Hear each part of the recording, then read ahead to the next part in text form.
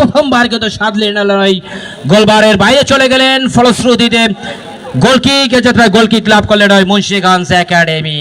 আপনারা উপভোগ করছেন মরহুম হামিদুর রহমান সিনহা স্মৃতি ফুটবল টুর্নামেন্ট 2025-এর উত্তেজনার তৃতীয় ম্যাচ। বলতে না বলতে বল চলে গেল দক্ষিণ পাশের অতিক্রম করে মাঠের বাইরে। সম্মানিত শ্রোতাবৃন্দ, আপনাদের সকলের কাছে আমাদের অনুরোধ থাকবে শৃঙ্খলবদ্ধ আচরণ করবেন, শৃঙ্খলবদ্ধ হয়ে খেলার প্রতিটি পর্বে অংশগ্রহণ করবেন বলে আমাদের প্রত্যাশা থাকবে আপনাদের প্রতি। অভিজ্ঞ রেফারি সুজয় তিনি তার ঝান্ডা উত্তোলনের মাধ্যমে জানিয়ে দিলেন অতিরিক্ত সূত্রে কিন্তু আরো একটি থ্রো লাভ করলেন।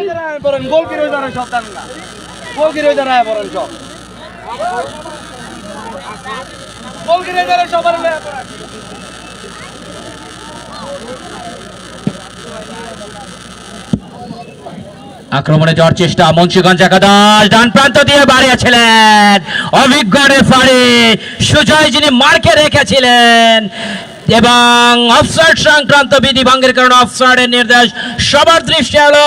সুজয়কে কিন্তু বিট করা সম্ভবপর হয়নি।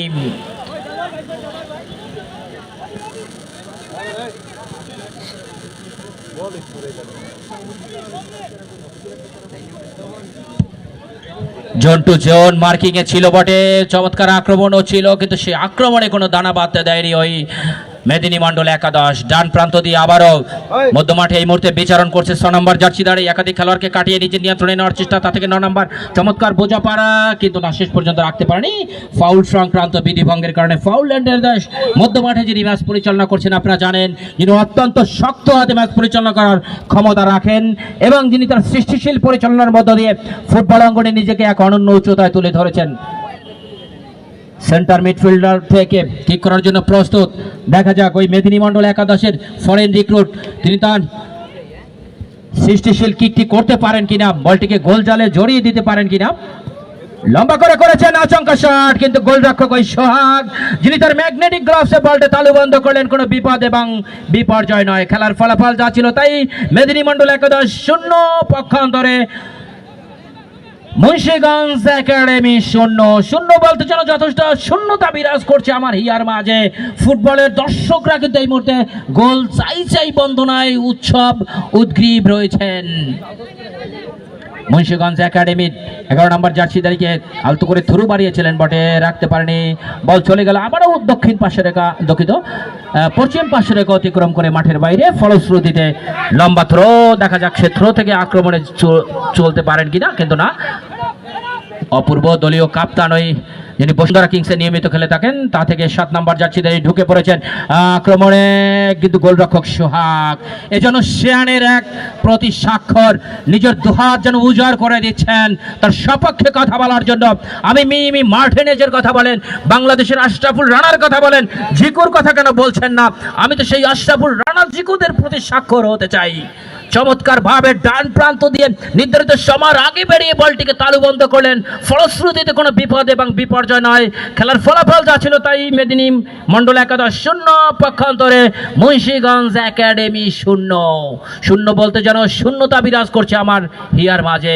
আক্রমণে যাওয়ার চেষ্টা, দেখা যাক, কিন্তু না শেষ পর্যন্ত।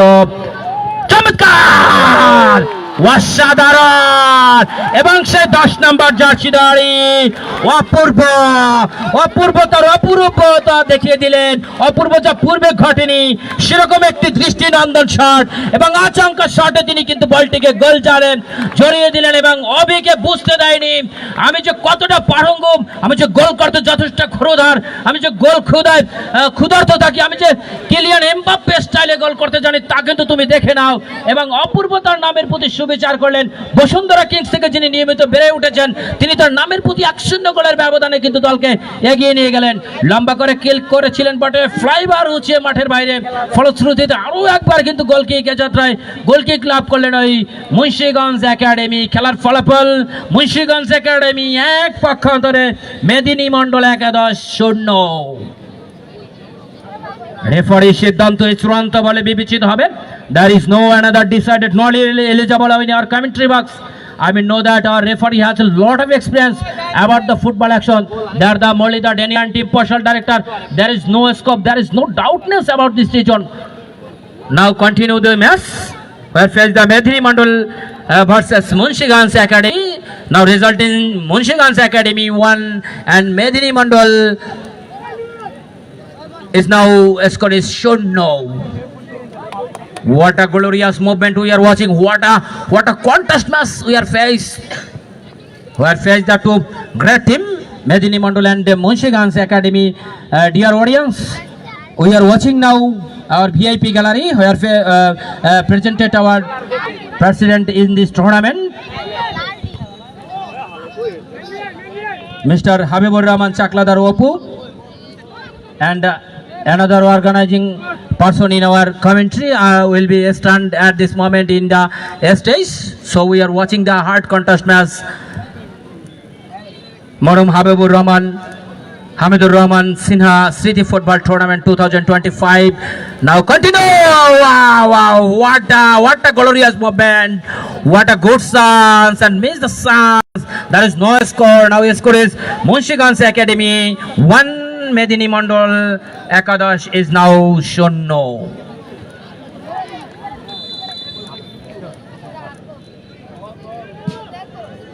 যে কথা বলছিলাম, আমাদের অভিজ্ঞ রেফারি প্যানেল আপনারা জানেন, যারা তাদের সৃষ্টিশীল পরিচালনার মধ্য দিয়ে ফুটবল অঙ্গনে নিজেদেরকে এক অনন্য উচ্চতায় তুলে ধরেছেন, যারা তাদের সৃষ্টিশীল পরিচালনার মধ্য দিয়ে সমগ্র বাংলায় নিজেদেরকে এক অনন্য উচ্চতায় মেলে ধরেছেন, যারা ফিফা থেকে নির্বাচিত রেফারি, এলিট প্যানেলভুক্ত রেফারি আপনারা জানেন, যারা তাদের কারিশমাটিক পরিচালনার মধ্য দিয়ে ফুটবল অঙ্গনে সকলের কাছে গ্রহণযোগ্য হিসেবে নিজেকে তৈরি করতে সক্ষম হয়েছেন। Centre midfielder